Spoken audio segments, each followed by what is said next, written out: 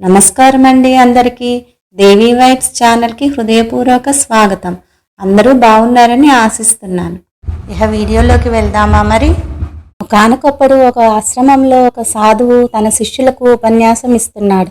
అప్పుడే ఆశ్రమంలోకి ఒక అపరిచితుడు ప్రవేశించి సాధువును దుర్భాషలాడాడు. సాధువు ఆ వ్యక్తి వైపు చూసి ఏమీ సమాధానం ఇవ్వకుండా మౌనంగా ఉన్నాడు. కాసేపటికి ఆ వ్యక్తి వెళ్ళిపోయాడు. అక్కడ ఉన్న శిష్యులలో ఒకరికి ఆ మాటలు విని కోపం వచ్చింది. తన గురువు ఎందుకు స్పందించకుండా వింటూ ఉండిపోయాడని ఆ శిష్యుడికి ఆశ్చర్యం వేసింది. ఉపన్యాసం ముగిసిన తర్వాత అతను గురువు వద్దకు వచ్చి, గురూజీ, ఆ వ్యక్తి మిమ్మల్ని క్రూరంగా తిట్టినప్పుడు, ఘోరంగా దూషించినప్పుడు మీరు మౌనంగా ఎలా ఉన్నారు? దయచేసి చెప్పండి. మీరు అలాంటి పరిస్థితుల్లో కూడా ఇంత ప్రశాంతంగా నవ్వుతూ ఎలా ఉండగలిగారు? మీకు కొంచెం కూడా కోపం రాలేదు, కనీసం మీ ముఖ కవలికలు కూడా మారలేదు. మీ రహస్యం ఏమిటి అని అడిగాడు. సాధువు చిరునవ్వుతో, ఈ రహస్యాన్ని ఖచ్చితంగా నీకు చెప్తాను. అయితే ముందుగా నేను నీకు మరొక ముఖ్యమైన విషయం చెప్పాలి అని అన్నాడు. శిష్యుడు ఆశ్చర్యపోయాడు. ఏమిటి గురూజీ, దయచేసి చెప్పండి అని అడిగాడు. సాధువు ఇలా చెప్పాడు. నీవు 1 వారం తర్వాత చనిపోతావు.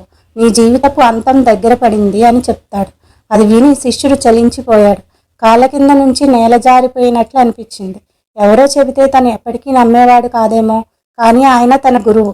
ఆయనపై పూర్తి విశ్వాసం, గౌరవం ఉంది. అందువల్ల దానిని నిజం అని నమ్మాడు.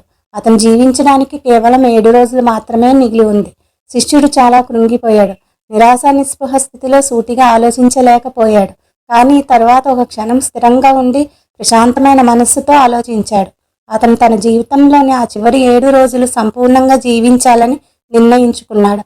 తన గురువు ఆశీర్వాదంతో ఆశ్రమాన్ని విడిచిపెట్టాడు. దారిలో శిష్యుడు తన జీవితంలోని ఆ చివరి 7 రోజులను పూర్తిగా ఎలా సద్వినియోగం చేసుకోవాలా అనే ఆలోచనలో మునిగిపోయాడు.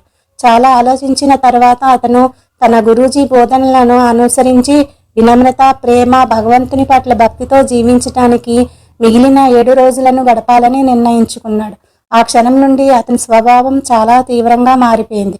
ఇప్పుడు అతను అందరినీ అత్యంత ప్రేమపూరిత హృదయంతో కలుస్తున్నాడు. దేనికి ఎవరిపైనా కోపం తెచ్చుకోవట్లేదు. అతను ఎక్కువ సమయం దేవుడి స్మరణలో గడుపుతున్నాడు. అతను చేసిన పాపాలకు పశ్చాత్తాపపడ్డాడు. తెలిసి లేదా తెలియక ఎవరితోనైనా విభేదాలు ఉన్నా లేదా ఎవరినైనా బాధపెట్టి ఉంటే వారందరినీ క్షమాపణ కోరాడు. తన దినచర్యను ముగించిన తర్వాత అతను భగవంతుని స్మరణలో మునిగిపోయాడు. ఇలా 6 రోజుల పాటు సాగింది. 7వ రోజు శిష్యుడు తన అంతఃసమయానికి ముందు తన గురువును ఒకసారి చూడాలని, కలవాలని కోరుకున్నాడు. తన గురువును కలుసుకుని అతని పాదాలను స్పృశించి, గురూజీ, నా ముగింపు దగ్గర పడింది. నా చివరి క్షణాలు మీ వద్ద గడపాలనుకుంటున్నాను. దయచేసి చివరిసారిగా మీ ఆశీర్వాదం నాకు ఇవ్వండి అన్నాడు. సాధువు ఇలా అన్నాడు. నా ఆశీర్వాదాలు నీకు ఎల్లప్పుడూ ఉంటాయి. నీవు దీర్ఘకాలం ఆరోగ్యంగా జీవించు. 7 రోజుల క్రితం గురువు వద్ద విన్న విషయం తర్వాత తన గురువు నోటి నుండి అలాంటి ఆశీర్వాదం విని శిష్యుడు కలవరపడ్డాడు. తన శిష్యుడిని ఆశీర్వదించిన తర్వాత గురువు అడిగాడు, ఇప్పుడు చెప్పు, గత 7 రోజులు ఎలా ఉన్నాయి? నీవు మునుపటిలా అందరిపై కోపంగా ఉన్నావా అనేసి అడుగుతాడు. ముకులిత హస్తాలతో శిష్యుడు ఇలా జవాబిచ్చాడు. లేదు, అస్సలు లేదు గురూజీ. నేను జీవించడానికి కేవలం 7 రోజులు మాత్రమే ఉంది. నేను అలాంటి పనికిమాలిన ప్రవర్తనతో వాటిని ఎలా వృధా చేయగలను? బదులుగా నేను ప్రేమపూర్త హృదయంతో అందరినీ పలకరిస్తూ గడిపాను. నేను ఎప్పుడైనా ఎవరినైనా బాధపెట్టి ఉన్న వారికి క్షమాపణ కూడా చెప్పాను. దానికి గురువు చిరునవ్వు నవ్వి, చూడు, ఇప్పుడు నీకు నా రహస్యం తెలిసింది. నువ్వు కూడా అనుభూతి చెందావు. నేను ఏ క్షణంలోనైనా చనిపోవచ్చని నాకు తెలిసినప్పుడు ఎవరి అందైనా చెడు భావనలతో ఆ విలువైన సమయాన్ని ఎందుకు వృధా చేసుకుంటాను?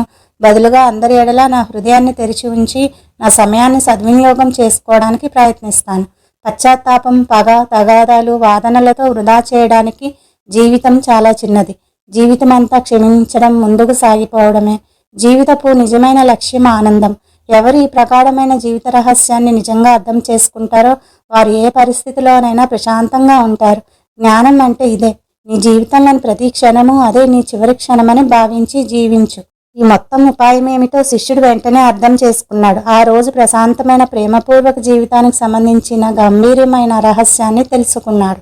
సర్వం శ్రీకృష్ణార్పణమస్తు. వీడియో నచ్చినట్లయితే లైక్ చేస్తారని, షేర్, కామెంట్ చేసి ఆశీర్వదిస్తారని ఆశిస్తున్నాను.